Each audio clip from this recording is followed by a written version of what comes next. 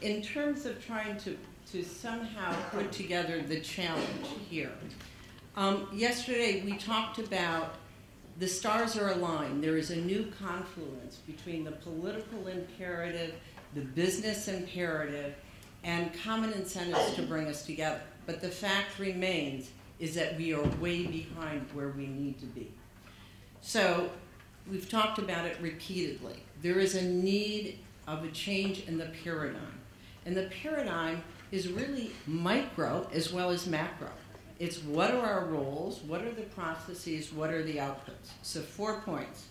First, we've talked about partnership, but it's a new kind of partnership that isn't just, as I think somebody said, we got a lot of these concepts in the Monterey Consensus.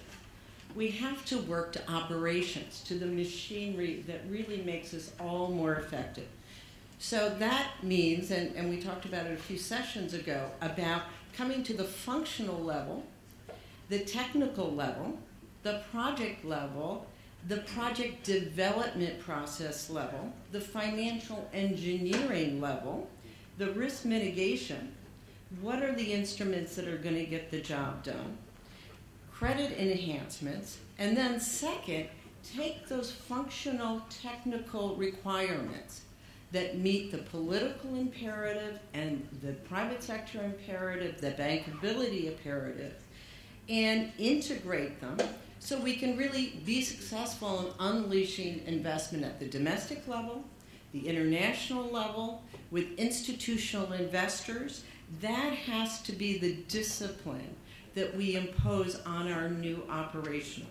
Then 3, it's actually that technical functional bankability test that we have to then apply to senior political sponsorship, policy making. And there's been some very catalytic thinking here about how in looking at both African governments and regional governments, that functional bankability threshold has to come down not just to the broad business enabling environment, but to the specific policies, processes, procurement policies, the way that DFIs and bilateral development partners work on those projects and how we really pull our weight respectively.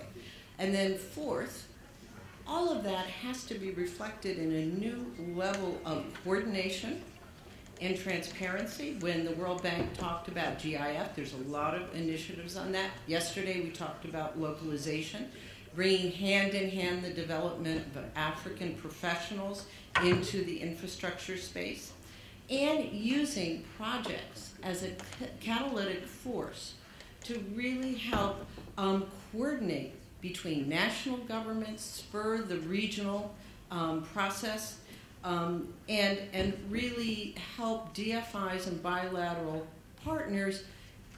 We have a lot of underutilized instruments to be able to see the demand and better see the project so the different instruments can be applied more successfully. So in closing, I think we have an opportunity here. We have FFD and ADIS in July. We have the SDGs. We have a real receptivity of political leaders, global, regional, national, even subnational. So I think what we need to do, and I encourage everyone to really be innovative, open, collaborative in taking the really important points.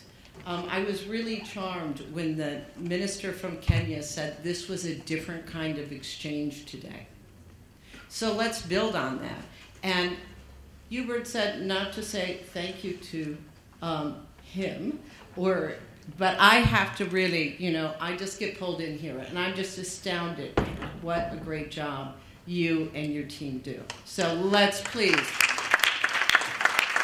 I mean, he has been a force of nature with his team in making this work, and we need this, and we need it to continue. Doing business in Africa, you can't afford to be without Africa Investor.